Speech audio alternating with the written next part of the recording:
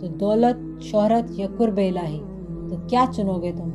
سفیان نے بنا سوچے کہا قرب الہی، کیونکہ باقی سب تو فنا ہونے والا ہے۔ درخت میں سبز روشنی نکلی اور راستہ کھل گیا۔ تیسرا درخت تھوڑا جھکا اور بولا، کیا تم اپنے نفس سے جیت چکے ہو؟ سفیان نے آنکھیں بند کی، دل میں جھانکا اور بولا، نہیں، مگر میں کوشش کر رہا ہوں۔ درخت ہلکا سا ہنسا اور کہا، یہی سچ ہے، راستہ تمہارے لیے کھل گیا ہے۔ تینوں درخت غائب ہو گئے اور ایک سنہری دروازہ سامنے آیا۔ لڑکی کی آواز پھر آئی، اب یہ دروازہ صرف وہی کھول سکتا ہے جس کا دل پاک ہو۔ سفیان نے دعا کی، موتی کو ہاتھ میں پکڑا اور دروازے پر ہاتھ رکھا۔